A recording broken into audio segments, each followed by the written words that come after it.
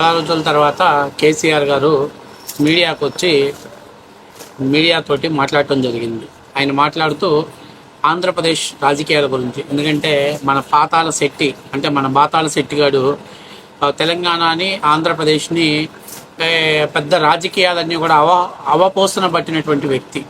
ఎందుకంటే వేస్తే ఒకటి మాట్లాడతాడు, దిగినాక ఇంకోటి మాట్లాడతాడు. కాబట్టి అలాంటి మన పోచాల శెట్టి నిన్న ప్రెస్ మీట్ పెట్టి మాట్లాడుతూ కూటమి కలయిక వల్లనే తెలుగుదేశం పార్టీ గెలవడం జరిగింది, లేకపోతే చంద్రబాబు నాయుడు ముఖ్యమంత్రి అయ్యేవాడు కాదు అని చెప్పడం జరిగింది. ఈ కేసీఆర్కి నేను చెప్పేది ఏంటంటే, నువ్వు ఏ పార్టీలో నుంచి వచ్చావో అందరికీ తెలుసు. కాబట్టి ఆ పార్టీ స్టామినా ఏంటి, నీలాంటి వాళ్ళు కొన్ని వందల మందిని తయారు చేసినటువంటి ఫ్యాక్టరీ అది.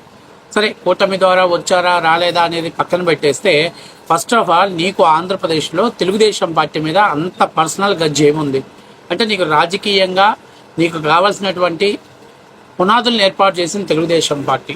ఆ రోజు నీకు మంత్రి పదవి ఇచ్చినట్లయితే నువ్వు అసలు టీఆర్ఎస్ పార్టీ పెట్టేవాడివే కాదు, అసలు పార్టీ తరఫున పోటీ చేసేవాడివే కాదు.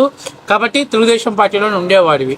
అయితే ఒక చిన్న విషయం గుర్తు చేయాల్సింది ఒకటి, మనోడు బాగా తెలంగాణ ఉద్యమం నడిచేటప్పుడు తెలంగాణ ప్రొఫెసర్స్, విద్యార్థులు అందరూ మేధావులంతా కూడా ప్రత్యేక రాష్ట్రం కావాలని కొట్లాడుతుంటే, ఆ టైంలో సందు చూసేసి మనోడు ఆమర నిరాహార దీక్ష దిగేసిన బక్కపరచునోడు అని చెప్పేసి సరే దిగాడు. మొత్తం ఆ క్రెడిట్ అంతా తను సొంతం చేసుకున్నాడు. కాంగ్రెస్ తోటి చీకటి ఒప్పందాలు చేసుకున్నాడు. ఏమని, మీరు తెలంగాణకు మద్దతు ఇవ్వండి, తెలంగాణ రాష్ట్రాన్ని ఏర్పాటు చేయండి, నా టీఆర్ఎస్ పార్టీని నా రాష్ట్రాన్ని ఏర్పాటు చేసినందుకు మీకు కృతజ్ఞతగా నా పార్టీని మీలో విలీనం చేస్తానని చెప్పాడు.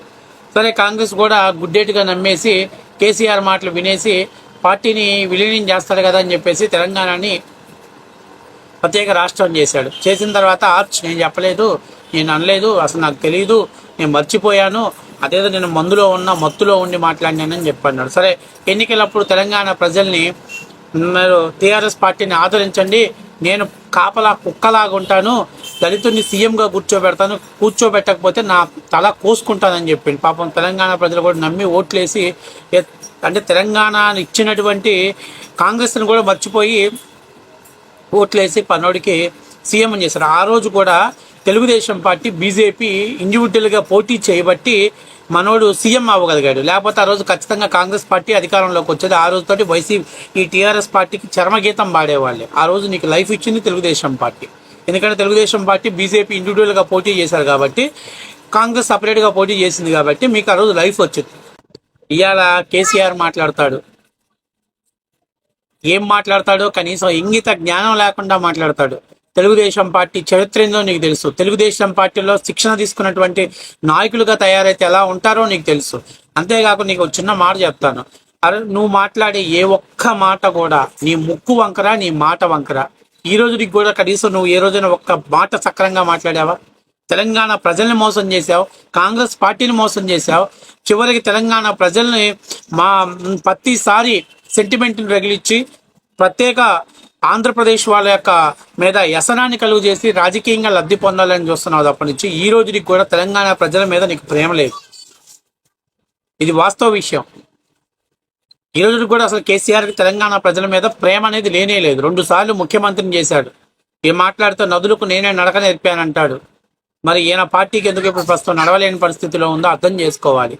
అంతేకాకుండా ముఖ్యంగా ఎలక్షన్స్ వచ్చే సమయం నాటికి మళ్ళీ ఈ యొక్క ఉద్యమాన్ని మళ్ళీ తెరపైకి తేవటం కోసం, ఈ సెంటిమెంట్ రగిలించడం కోసం ఇలాంటి చెత్త మాటలన్నీ మాట్లాడుతూ ఉంటాడు కేసీఆర్. అలాగే నేను ఇంకో మాట చెప్తున్నా, అసలు ఈ రోజు 2023లో టీఆర్ఎస్ పార్టీ అంటే బీఆర్ఎస్, భారత రాష్ట్ర సమితి, బీరు రమ్ము సోడా పార్టీ, ఆ పార్టీ ఉనికి కోల్పోవటానికి కారణం కేటీఆర్ నోటి దోల.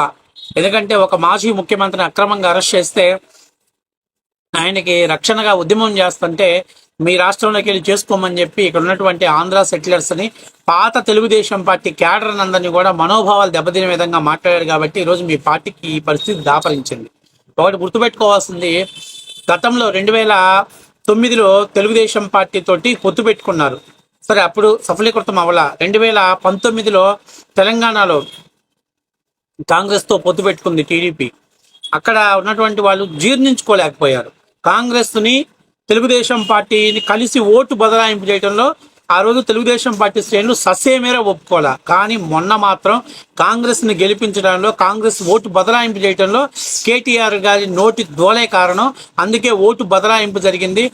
ఈ ఓటు బదలాయింపు ఆంధ్ర సెటిలర్స్ చేశారనేది అవాస్తవం. ఎందుకంటే ఆంధ్ర సెటిలర్స్ ఉన్నటువంటి హైదరాబాద్ లాంటి ప్రాంతాలలో టీఆర్ఎస్ గెలిచింది. కానీ గ్రామీణ, రూరల్, అర్బన్ ప్లేసెస్లో తెలుగుదేశం పార్టీ శ్రేణులు అంటే టీఆర్ఎస్లో కలిసిపోయినటువంటి వాళ్ళు పార్టీకి తెలుగుదేశం పార్టీ ఓటు బదలాయింపు జరగటంలో కేవలం కేటీఆర్ నోటి ద్వారా కారణం అని క్లియర్గా అర్థమైంది.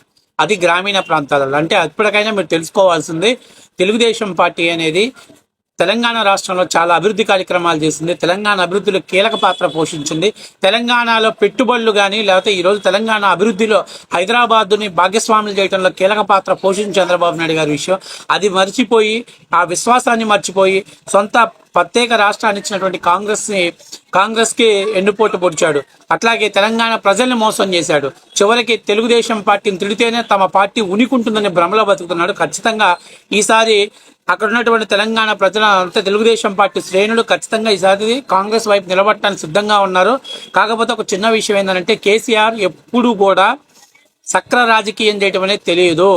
ఆయన ఎంతసేపు ఉన్నా చంద్రబాబు నాయుడు తిట్టడం, జగన్తో దోస్తీ కట్టుకోవటం, దీనికోసమే ప్రయత్నం చేస్తాడు తప్ప నుంచి 2019 ఎలక్షన్స్ రిపీట్ అవుతాయి అనుకుంటున్నారు. అంత సీన్ లేదు. ఆంధ్రప్రదేశ్లో నువ్వు జగన్మోహన్ రెడ్డి ఇంకా మీ తాతలు కలిసి వచ్చినా కూడా ఈసారి మళ్ళీ ఆంధ్రప్రదేశ్లో జగన్మోహన్ రెడ్డి ముఖ్యమంత్రి అవడానికి అసలు అవకాశం ఇవ్వరు. ప్రజలు ఇవ్వటానికి సిద్ధంగా లేరు. ఎందుకంటే రాజధాని లేని రాష్ట్రాన్ని తయారు చేసి ఆ రోజు మీ హైదరాబాద్కి ఊపిరి పోసింది జగన్మోహన్ రెడ్డి ఆస్తుల్ని హైదరాబాద్లో అమ్ముకోవటం కోసం ఆంధ్రప్రదేశ్కు రాజధాని లేకుండా రాష్ట్రంగా తయారు చేసి ఈరోజు ప్రపంచ పటంలో హైదరాబాద్ నిర్మింపు చేయడంలో మీరెంత కష్టపడ్డారో తెలియదు. కానీ దానికి మాత్రం జగన్మోహన్ రెడ్డి మాత్రం 100% సహకరించారని రాష్ట్ర ప్రజలకు అర్థమైంది.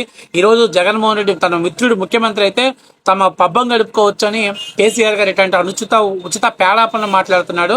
కేసీఆర్ మీ బతికేందో, మీ చరిత్ర ఏందో, కూతురు లిక్కర్ డాను, తా కొడుకు మాటల డాన్, నువ్వు మోటల డాన్.